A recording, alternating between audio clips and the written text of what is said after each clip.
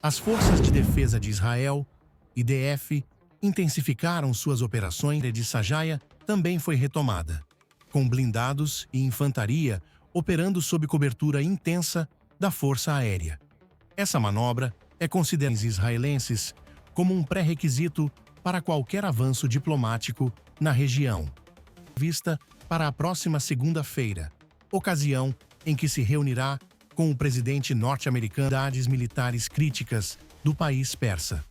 Fontes militares americanas afirmam que a presença dessas forças em direito de apoio logístico e tático por forças aliadas ao Irã e à Turquia, o que amplia a complexidade do cenário.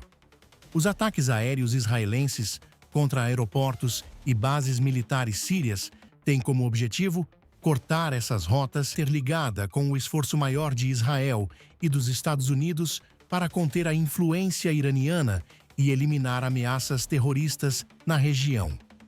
Individual terrorists, infraestrutura terrorista, túneis e centros de comando.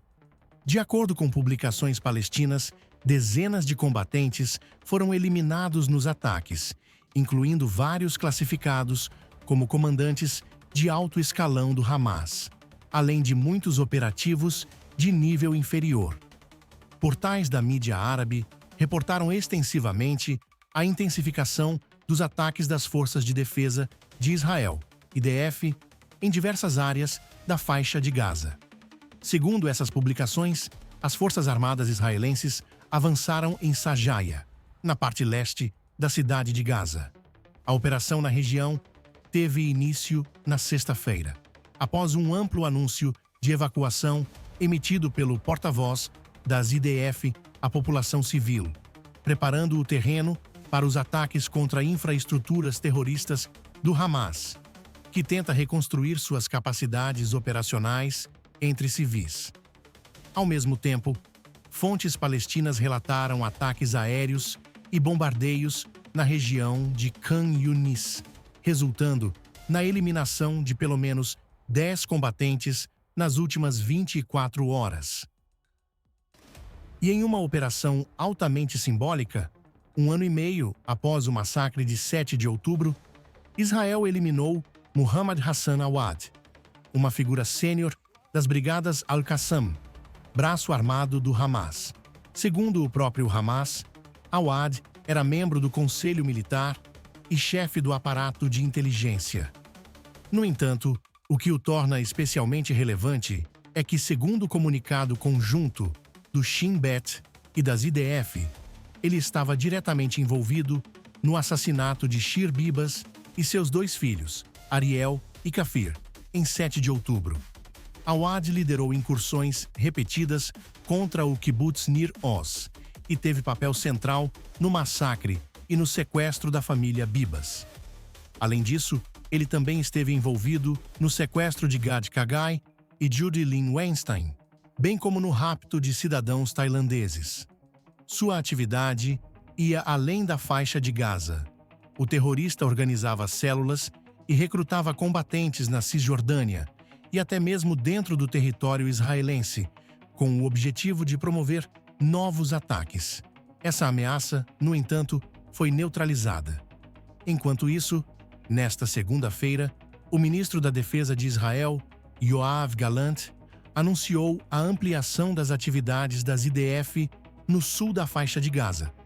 Poucas horas depois, o primeiro-ministro Benjamin Netanyahu revelou que o objetivo central da operação é o controle total do corredor de Morag, entre Rafah e Khan Yunis, uma região onde forças israelenses já haviam operado anteriormente.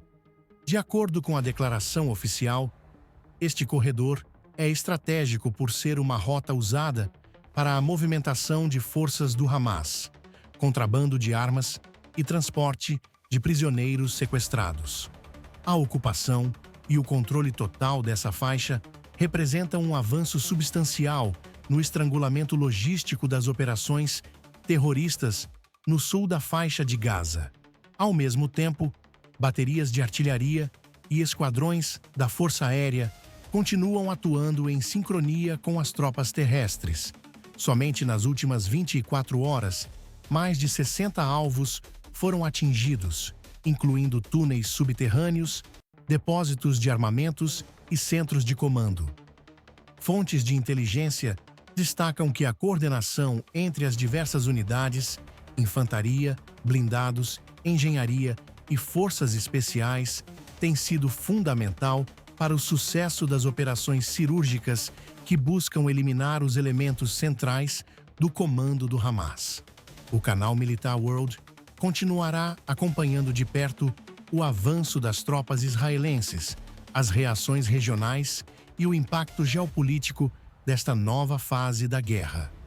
Nos próximos dias, espera-se que a ofensiva se intensifique com a chegada de novos contingentes de tropas e equipamentos, incluindo sistemas de destruição de túneis e unidades de guerra cibernética, que vêm desempenhando um papel essencial na interrupção das comunicações internas do Hamas.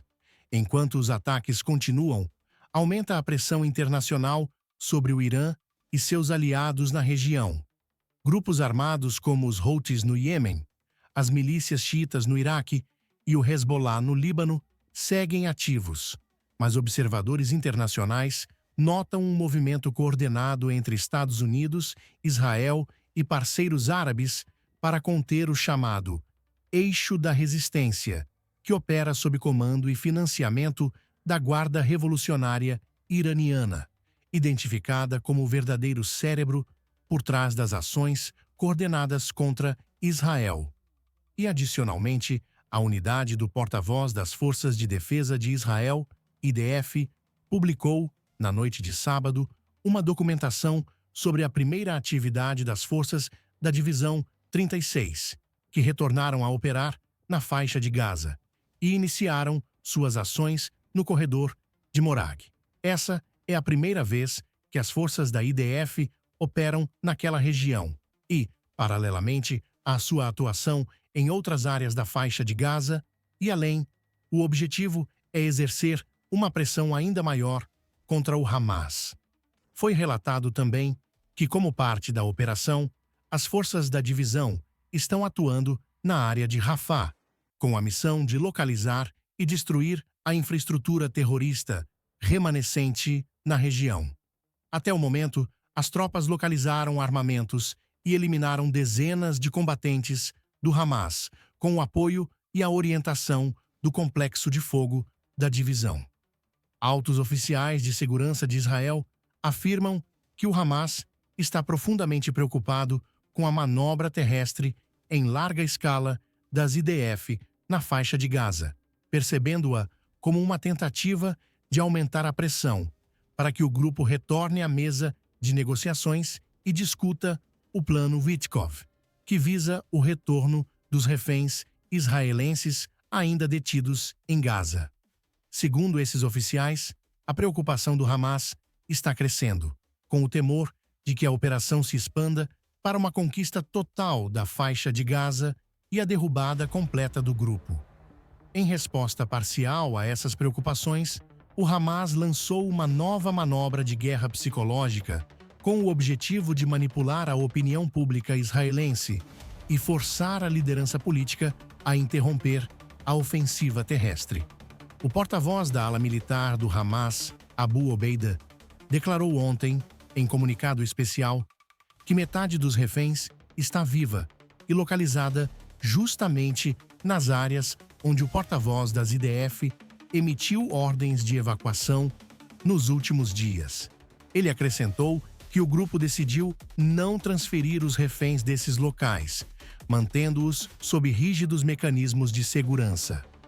As autoridades de segurança israelenses acreditam que o Hamas tenta, com essa declaração, dissuadir Israel de prosseguir com suas operações militares na faixa de Gaza, que devem se intensificar nos próximos dias.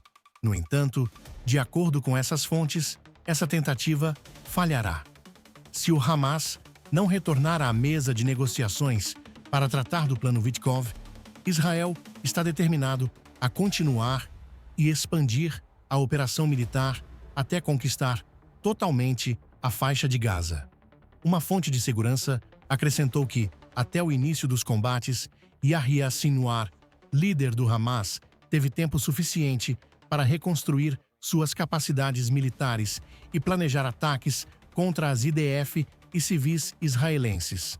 No entanto, a nova realidade imposta pelas operações das IDF na faixa de Gaza obriga Sinwar a dividir sua atenção também com questões internas, como o medo de protestos, saques, exigências para deixar as zonas de combate e até mesmo a fuga de civis da faixa de Gaza em meio a sinais de rebelião e deserção.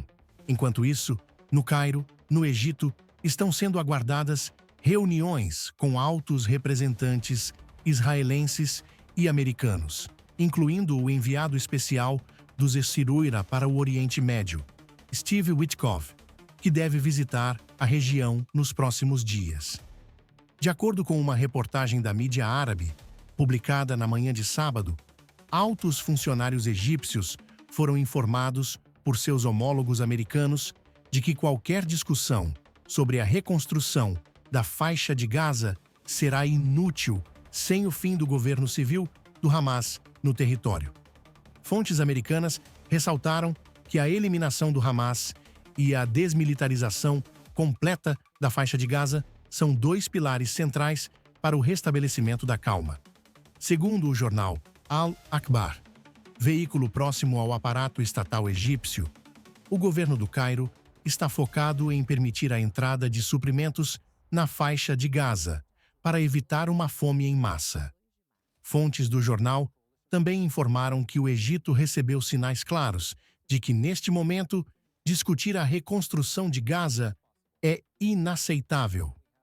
Diante desse cenário, o Ministério das Relações Exteriores do Egito está se mobilizando para adiar a conferência de arrecadação de fundos que havia planejado para abril, destinada ao programa de reconstrução da faixa de Gaza.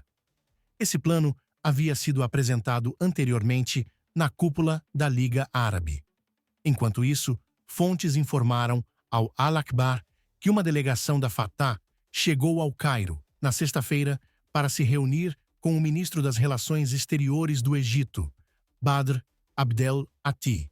Segundo essas fontes, o ministro deixará claro que o Egito não aceitará a remoção completa do Hamas e que as facções palestinas devem trabalhar em conjunto de forma construtiva.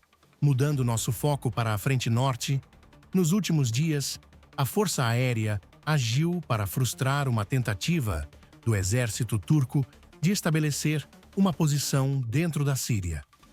Forças significativas da Força Aérea Turca tentaram se posicionar em bases anteriormente utilizadas pelo regime de Assad.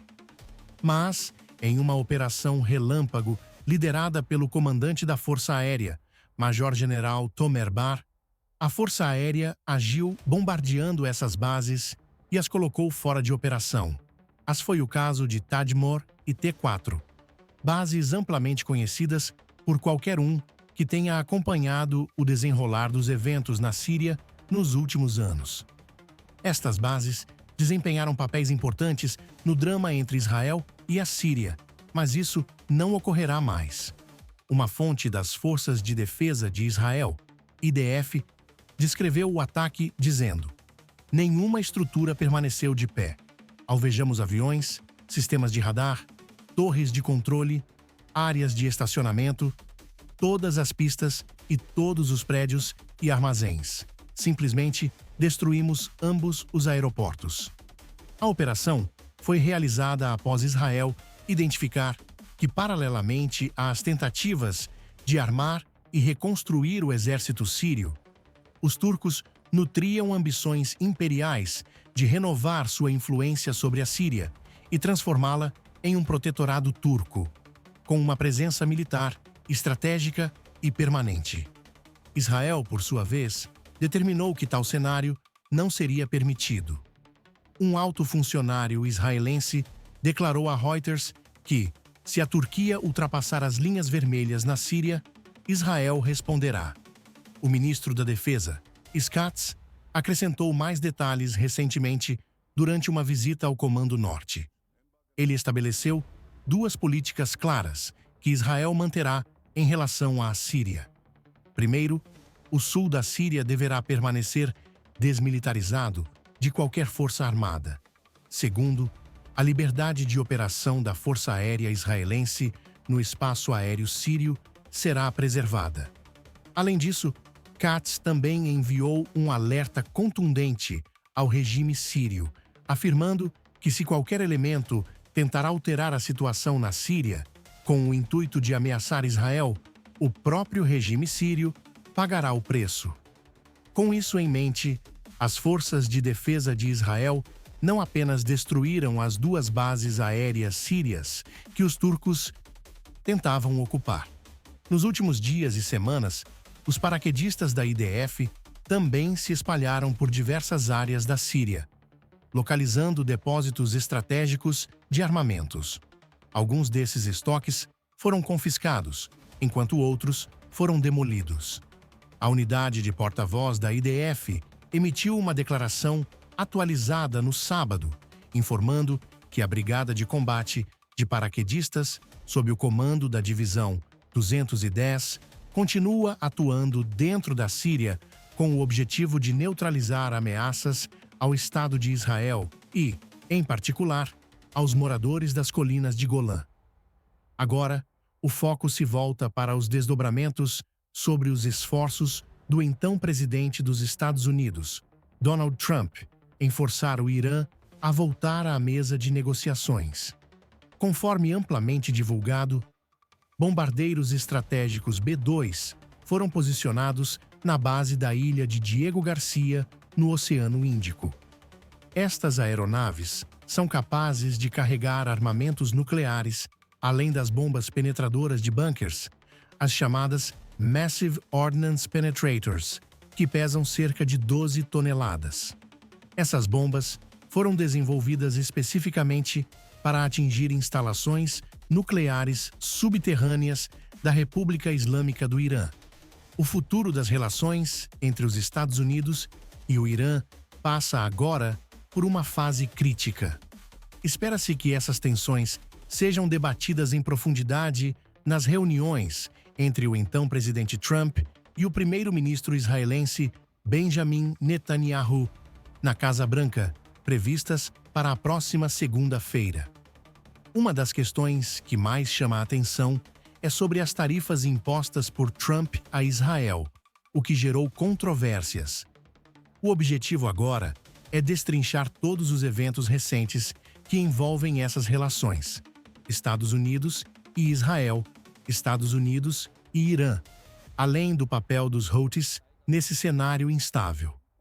Nos últimos meses, o Irã respondeu com firmeza a qualquer tentativa dos americanos de negociações diretas ou de impor supervisão sobre seu programa nuclear militar.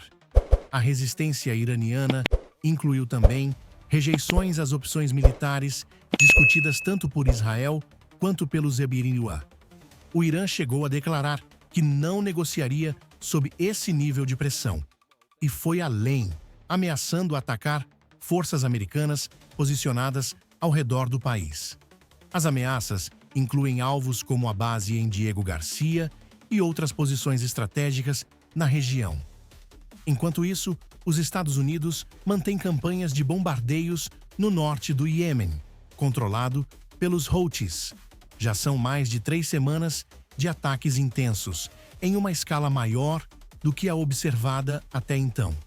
E agora surgem os primeiros sinais de mudança.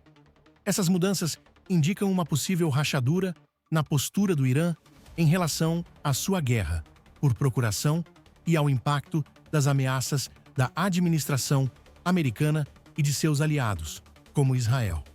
Situação onde as notícias e comunicados de imprensa que estão sendo divulgados, tanto pela administração dos Estados Unidos quanto pelo regime iraniano, são feitas por fontes não identificadas. Fontes essas que preferem permanecer anônimas. Nenhuma autoridade oficial do governo, como o ministro das Relações Exteriores ou o ministro da Defesa, está colocando seu nome por trás dessas declarações. Várias afirmações, especialmente vindas do lado iraniano. São lançadas ao espaço midiático por fontes não nomeadas dentro do governo. Isso levanta a preocupação de que tais declarações façam parte de uma tática de negociação. Nas últimas semanas, foi abordado o nível de prontidão das forças americanas, especialmente seus ativos aéreos, e também das forças israelenses, em particular a Força Aérea de Israel. Ambas estão completamente preparadas para realizar ataques contra o Irã, e os iranianos estão plenamente cientes disso. Diante desse cenário, o regime iraniano começou a reduzir publicamente seu apoio aos rebeldes Houthis no Iêmen. Essa mudança de postura tem como objetivo se distanciar de um conflito direto que o Irã sabe que os Sul não vão ignorar. Essa mudança ocorre justamente num momento em que há apoio global para ações contra grupos que ameaçam o comércio marítimo internacional. Exatamente o que os Houthis vêm fazendo. O governo iraniano começa a enviar sinais à comunidade internacional dizendo que está menos engajado com os Houthis, que está disposto a negociar, a conversar, a sentar-se à mesa.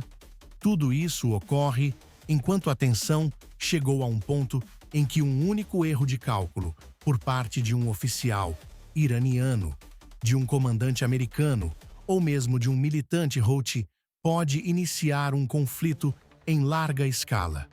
A tentativa agora é de recuar dessa beira do abismo. O Irã quer reposicionar sua imagem. Não está preparado, nem tem condições para enfrentar uma ofensiva total conduzida pelos Essinteua em aliança com Israel. Isso incluiria não apenas poder militar, mas também pressão diplomática e econômica, como as sanções que já sufocam a economia iraniana. O objetivo dos iranianos é aliviar essas sanções, reposicionar-se na geopolítica do Oriente Médio e evitar depender exclusivamente da ameaça militar para exercer influência na região. No entanto, é fundamental reconhecer: o Irã é um negociador astuto, sofisticado e experiente. Existe a possibilidade real de que essa mudança de postura seja apenas retórica, sem nenhuma intenção real de alterar suas ações concretas. O mais provável é que, caso a pressão dos IIA diminua, o regime volte a apoiar seus grupos de guerra por procuração, como tem feito historicamente. Nos Estados Unidos, por outro lado, a administração tem imposto tarifas comerciais a diversos países e produtos importados. Nesse contexto, o primeiro-ministro de Israel está em viagem oficial com o objetivo de reverter tarifas que estavam prestes a ser aplicadas sobre produtos israelenses. Vale lembrar que Israel é uma economia insular, ou seja, altamente dependente de exportações. Muitos desses produtos são de natureza tecnológica ou estratégica, sistemas de armas, softwares avançados, microchips, entre outros. Impor tarifas sobre essas exportações poderia enfraquecer significativamente a economia israelense, algo que não interessa nem a Israel nem aos Essequiura, parceiros estratégicos. Outro tema importante nessa visita é, naturalmente, o Irã. A pauta envolve como manter a pressão sobre Teherã, como impedir que contornem as sanções e, principalmente, como forçá-los a desmantelar de maneira verificável e permanente seu programa nuclear militar. Israel e Estados Unidos, juntamente com outras nações da região como a Arábia Saudita, não podem permitir que o Irã obtenha armas nucleares. Um cenário com um Irã nuclear seria inaceitável para qualquer país que deseje a paz e a estabilidade no Oriente Médio. O canal Militar World acompanha cada passo dessa jornada estratégica. De acordo com o portal britânico The Telegraph, o Irã ordenou que seus assessores e militares deixem o território do Iêmen, abandonando seus aliados Houthis exatamente no momento em que os ISIL intensificam seus ataques contra essa milícia. Um alto funcionário iraniano revelou que essa decisão foi tomada para evitar confrontos diretos com os IRA, especialmente diante do risco de um soldado iraniano ser morto durante os ataques aéreos. O mesmo funcionário afirmou que o Irã está reduzindo sua estratégia de apoio a proxies regionais, priorizando agora uma postura defensiva frente às ameaças diretas dos Isinoiua. Ainda segundo essa fonte, as discussões no alto escalão iraniano são dominadas por preocupações com o presidente Trump e seus movimentos. Grupos regionais que antes ocupavam papel central na política externa iraniana estão fora da pauta. E os Houthis, segundo essa avaliação, estão vivendo seus últimos meses, ou até dias. Portanto, do ponto de vista iraniano, já não vale a pena continuar investindo neles. Os motivos para essa avaliação pessimista não faltam. Os ISIL têm realizado ataques aéreos quase diariamente contra alvos Houthi, especialmente após o vazamento de mensagens internas da administração Trump que revelam planos e objetivos das operações. O próprio Trump descreveu esses ataques como inimaginavelmente bem-sucedidos, alegando que alvos militares relevantes foram destruídos e que as lideranças Houthis foram eliminadas. O Pentágono anunciou o envio de mais aviões de combate para a região, mas sem entrar em detalhes. No entanto, no final do mês passado, a Força Aérea dos Estados Unidos confirmou o envio de aeronaves A-10 Thunderbolt II, conhecidas por sua letalidade em combate terrestre. A ação será duradoura e intensa. Os Houthis, por sua vez, afirmam que estão atacando navios americanos no Mar Vermelho, incluindo o porta-aviões USS Harry S. Truman, que lidera as operações contra eles. Até o momento, nenhum navio americano foi atingido, mas a Marinha dos Estados relatou que a intensidade dos ataques inimigos é a maior desde a Segunda Guerra Mundial. No último sábado, o presidente Trump divulgou em sua rede Truth Social um vídeo de bombas sendo lançadas sobre alvos no Iêmen. A legenda dizia: "Ups, esses Houthis não vão mais nos atacar." Uma mensagem clara e direta, deixando evidente que os ataques continuarão até que os Houthis deixem de representar uma ameaça à liberdade de navegação. Além disso, Trump enviou um recado duro ao Irã. O apoio ao grupo terrorista Houthi deve cessar imediatamente.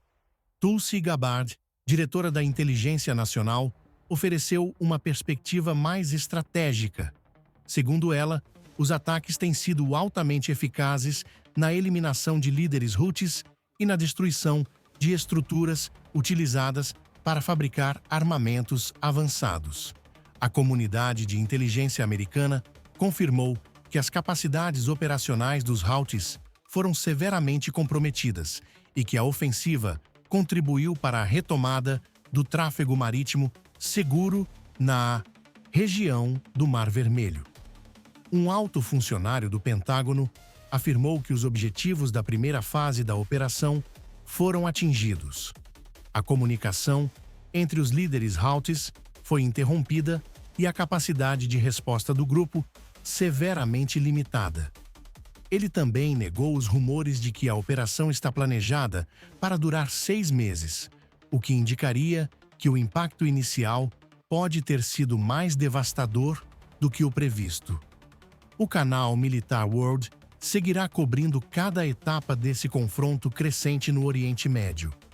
O apoio à segurança de Israel, a neutralização de ameaças à navegação internacional e a contenção da influência militar iraniana continuarão sendo temas centrais dos próximos episódios. Fiquem atentos às atualizações diárias e continuem firmes conosco na missão de trazer a verdade dos campos de batalha para a sua tela.